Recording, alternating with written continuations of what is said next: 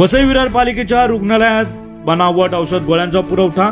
वसई विरार शहर महानगरपालिकेच्या सातविल येथील माता बाल संगोपन रुग्णालयाला बनावट औषध गोळ्यांचा पुरवठा होत असल्याचा स्कॅम अन्न औषध प्रशासनाच्या अधिकाऱ्यांनी उघड केला आहे। या प्रकरणी वालीव पोलीस ठाण्यात बहुजन विकास आघाडीचा मेडिकल विभाग, पालघर जिल्हा सचिव अनिश शेख याच्यासह 6 पालिकेच्या औषध गोळ्या पुरवठा करणाऱ्या कंपनीच्या विरोधात गुन्हा दाखल करण्यात आला आहे। या बनावट औषध गोळ्या पुरवठा करण्याचा मास्टरमाइंड ठरलेला विजय शैलेंद्र चौधरी सध्या नागपूरच्या जेलमध्ये 2 गंभीर गुन्ह्यांमध्ये तुरुंगवास भोगतोय। चौधरी याने वसई विरार महानगरपालिकेला बनावट औषधे पुरवठा करण्यासाठी अनेक एजन्सीचा वापर केल्याचे उघड झाले आहे। मात्र नागरिकांच्या आरोग्याच्या दृष्टिकोनातून या प्रकरणात आता शिवसेना ठाकरे गटाचे नेते आक्रमक झालेले आहेत। पालिकेतून टेका काढून घ्यावा अशी मागणी शिवसेना ठाकरे गटाचे जनार्दन पाटील यांनी केली आहे। अन्यथा तीव्र आंदोलनाचा इशारा त्यांनी दिलेला आहे।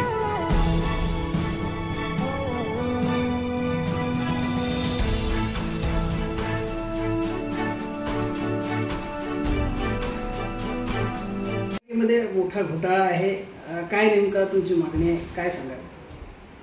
जे आता वालीव पोलीस स्टेशनमध्ये जो एफआयआर झालेला आहे त्या संदर्भात आज आम्ही पत्रकार परिषद ठेवलेली आहे। जे अनिश शेख आहे त्यांच्यावरती एफआयआर झालेला आहे आणि ते आता सध्या वॉन्टेड आहे, म्हणजे दुबईमध्ये असं आम्हाला माहिती पडलं। तर त्याच्यावर कठोर कारवाई झाली पाहिजे आणि आमचं ही मागणी आहे की महानगरपालिकेने याच्या पुढे कुठलंही टेंडर त्याला नाही दिलं पाहिजे, त्याला ब्लॅकलिस्टमध्ये टाकलं पाहिजे। जर एक माणसामुळे हजारो लोकांचे जर जीव जात असतील तर अशा लोकांना काय टेंडर द्यायचं? नेमका हा औषधांचा घोटाळा कशा प्रकारे चालू होता, काय तुमच्या लक्षात आलं, कशा प्रकारे तुम्ही हे रॅकेट पकडलेलं आहे?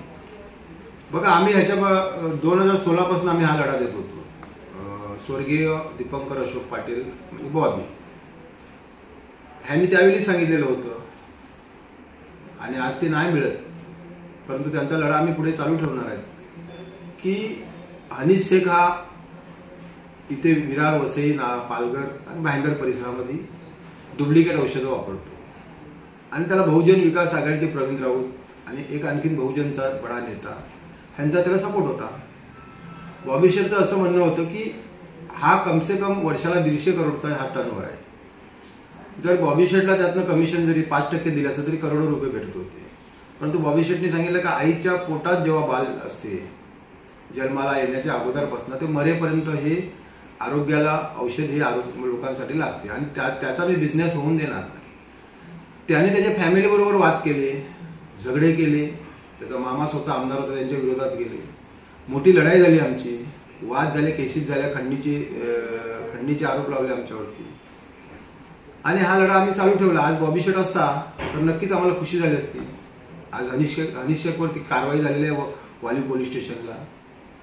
आमचं पोलिसांना मागणं आहे की याच्यावरती कठोर कारवाई झाली पाहिजे, कुठल्याही परिस्थितीमध्ये यांना जामीन नाही झाला पाहिजे, ही आमची पोलिसांकडे मागणी आहे। आरोग्य विभाग मग काय करत होतं? हे जे गोळ्या येत होत्या ते तपासत नव्हते का? त्याच्या मागे आरोग्य विभागाचे अधिकारी सुद्धा कारणीभूत आहेत का?